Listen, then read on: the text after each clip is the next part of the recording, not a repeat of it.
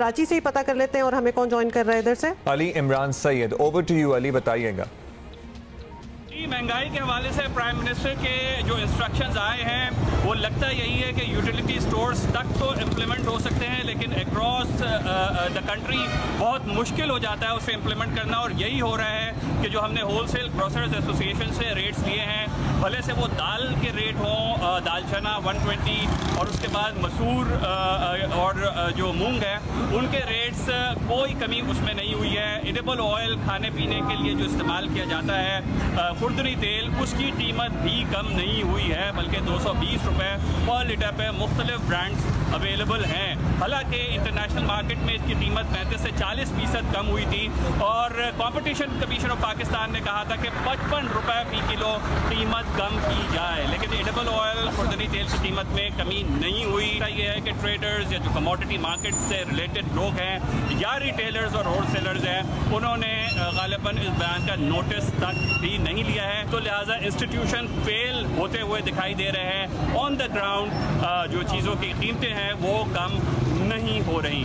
जी, तो मुझे तो अली इमरान से सिर्फ नहीं सुनाई दिया है, तो कुछ भी कम नहीं हुआ है एक्चुअली। अच्छा, खुर्दनी तेल वाले मामले को भी ज़रूर देखना चाहिए, क्योंकि जहां वज़ीर आज़म बहुत सारे माफियाज की बात करते हैं, पेट्रोल माफिया, चीनी माफिया, वहीं है जो खुर्दनी तेल वाला मामला है ना, जो कुकिंग ऑयल वाली इंडस्ट्री है, इसमें भी बेतहाशा कीमतों में इजाफा किया गया और ये वो एसेंशियल है जिसके बगैर खाना पक ही नहीं सकता। एक्चुअली सारी कीमतों में जो इजाफा हुआ है वो एसेंशियल्स का ही तो हुआ है, तो हर इंसान को वो चीज़ बड़ी चुभती है। We have to move on और अब रुख करते हैं हम लाहौर का, जहां पर मौजूद हैं नुमाइंदा Geo news Jawad Malik. Over to you Jawad, बताइएगा क्या हालात हैं उधर।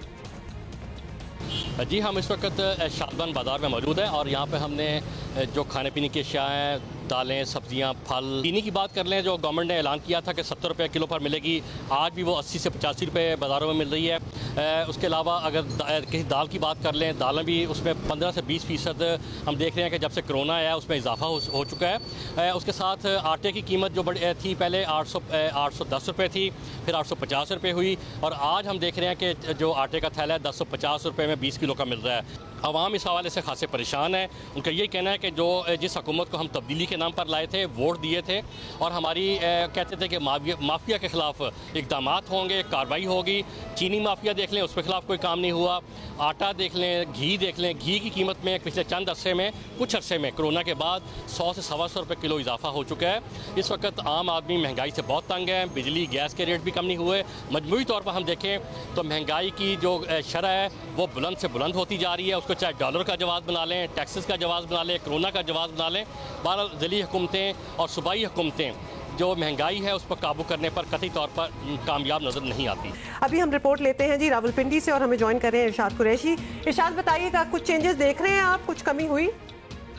जी, वज़ीर आज़म पाकिस्तान की हिदायत के बावजूद जो है रावलपिंडी में शाय खुर्दनोश की जो कीमतें हैं उनमें इस्तेहकाम नज़र नहीं आ रहा है। इस वक्त भी रावलपिंडी के जो जनरल स्टोर, किराना स्टोर है, वहाँ पर जो चीनी फ़ी किलो है वो 82 से 84 रुपये जो है फ़रोख्त की जा रही है, जबकि यूटिलिटी स्टोर पर जो है इसका रेट 68 रुपये है। लेकिन वहाँ भी बहुत से ऐसे यूटिलिटी स्टोर है जहाँ पर दस्तयाब नहीं है। इसी तरह आटे का जो थैला है वो 860 का यहाँ पर मिल रहा है, लेकिन कई जगह पर 900 रुपये तक फ़रोख्त किया जा रहा है। इसी तरह दालें और चावल की कीमतें हैं वो भी जो मार्केट है उसमें ज़्यादा जो है ली जा रही हैं। जबकि शहरियों के कहने के वजह पाकिस्तान के हदायत के बाद भी जो है अभी तक ज़िले इंतज़ामिया की जानिब से उस तरह कार्रवाई नहीं की गई। गो के कुछ जगहों पर रावलपिंडी की ज़िले इंतज़ामिया जो है उन्होंने कार्रवाई की है और ज़ायद नर्क वसूल करने वालों को जुर्माने भी किए। लेकिन सबसे अहम चीज़ जो है चीनी, जिसके रेट में इस्तेहकाम नहीं आ रहा। इसके साथ ही जो है दूसरी जो दालें हैं, चावल हैं, वो भी उनके रेट्स भी मनमाने लिए जा रहे हैं। इसके साथ जो आटे का थैला है, जो अच्छा आटा है वो महंगा मिल रहा है। 860 रुपये में जो थैला मिल रहा है, शहरियों का कहना है कि उसका मयार इतना अच्छा नहीं है। जी, रावलपिंडी में भी यही सूरत हाल है और जो चीज़ें सस्ती मिल रही हैं उनका मयार ठीक नहीं है। अभी हम चलेंगे मुल्तान और मुल्तान से हमें अपडेट करेंगे Imran Chaudhry. Over to you Imran. जी, हुकूमती अहकामात के बावजूद मुल्तान में ज़रूरियात ज़िंदगी की अशिया की कीमतों में बतदरीज इजाफा हो रहा है। अगर हम चीनी की बात करें तो यूटिलिटी स्टोर्स के ऊपर चीनी नायाब है और जो दीगर प्राइवेट बड़े बड़े डिपार्टमेंटल स्टोर्स हैं उन्होंने भी चीनी जो है वो ज़िले इंतज़ामिया के खौफ से रखना छोड़ दिया है, क्योंकि ज़िले इंतज़ामिया उनको जो रेट दे रही है उसके ऊपर उनको जो स्टोर्स और दुकान मालकान है उनका कहना है कि उनको उस रेट के ऊपर चीनी गला मंडी से नहीं मिल रही, इसलिए उन्होंने भी नहीं रखी हुई।